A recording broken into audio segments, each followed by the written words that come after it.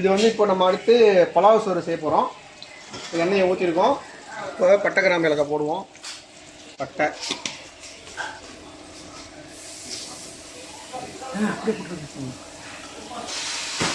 கிராம்பு கிராம்பு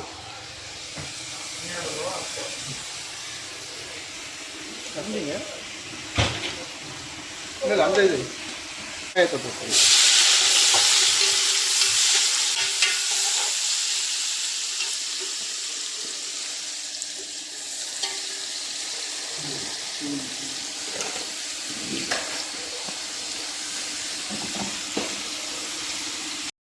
ஓகே. அடுத்து வெங்காயம் கண்ணாடி பதத்துக்கு வந்துருச்சு. இப்போது மல்லி புதினாவை சேர்த்துருவோம். அதோடு சேர்த்து ஒரு 5 பச்சை மிளகா எல்லாத்தையும் போட்ட வேண்டியதான். போட்டு லேசாக அந்த மணம், அந்த மல்லிலாம் வெடிக்கிற அந்த மணம் வரும். அது வரைக்கும் லேசாக வதக்கிட்டு அடுத்து நம்ம இஞ்சி பூண்டு சேர்க்கணும்.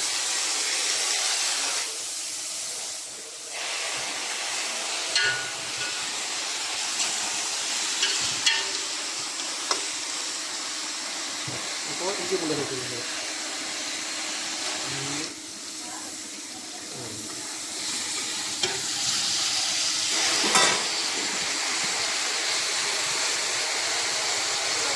ஓகே. இந்த நேரத்தில் நம்ம தயிரை சேர்த்துக்குவோம்.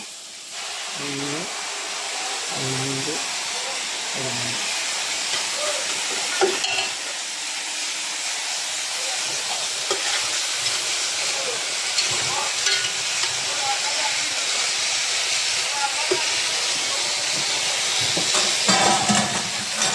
ஓகே. அடுத்து நம்ம தண்ணியை சேர்த்துக்குவோம். நீங்கள் எந்த கப்பில் 1 கப்பு எடுக்கிறீங்களோ அரிசி, அதில் 1.5 கிளாஸ் தண்ணி, 1.5 கப்பு தண்ணி, 1க்கு 1.5.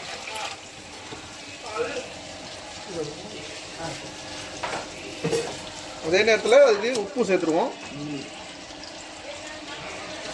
ஒரு 3 ஸ்பூனு சேர்த்துவோம். தேவையானது சேர்த்துக்குவோம்.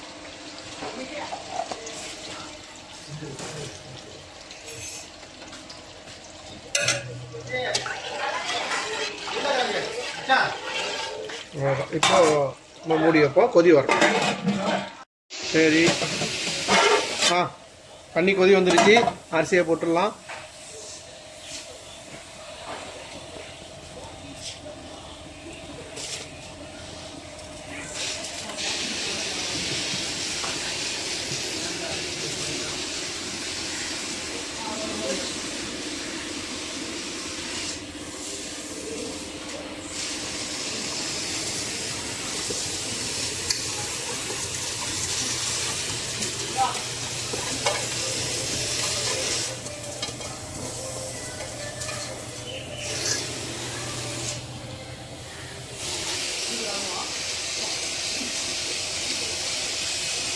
கரெக்டாக இருக்கு.